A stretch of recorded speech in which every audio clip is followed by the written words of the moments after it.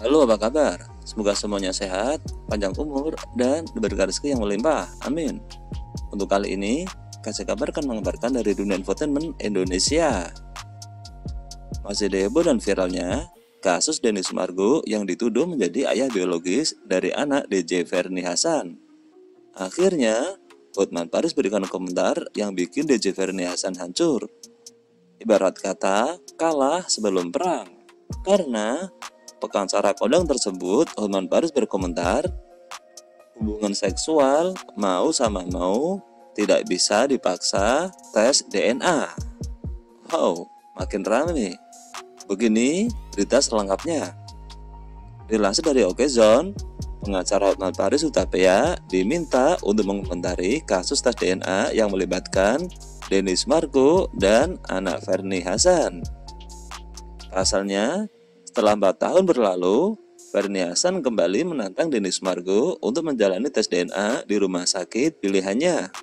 Terkait konflik Denny dan Ferni, Hotman pun memilih untuk berbicara secara general mengenai ketentuan hukum di Indonesia apabila dua belah pihak melakukan hubungan seksual atas dasar kemauan sendiri.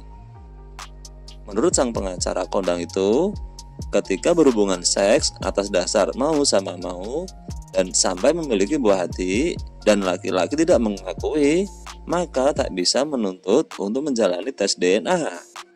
Apakah si cowok tersebut bisa diproses hukum dan dipaksa untuk tes DNA untuk membuktikan apakah bayi itu adalah buah cinta dari dia? Jawabannya, secara pidana tidak bisa. Begitu jelas Hotman Paris ditemui di kawasan Kelapa Gading, Jakarta Utara. Hotman Paris lantas menjelaskan, permintaan tes DNA bahkan tidak bisa diproses oleh hukum pidana maupun perdata. Kembali lagi, hal ini berlaku apabila dilakukan atas kemauan masing-masing pihak. Karena hubungan itu kan mau sama mau. Jadi tidak bisa dengan proses pidana seorang laki-laki dipaksa untuk tes DNA. Secara perdata juga tidak ada prosedur hukumnya. Perdata pun tidak bisa memaksa fisik. Begitu jelas Hotman Paris. Hingga saat ini, Hotman Paris mengatakan belum ada contoh kasus tuntutan tes DNA dari pasangan yang sepakat melakukan hubungan badan.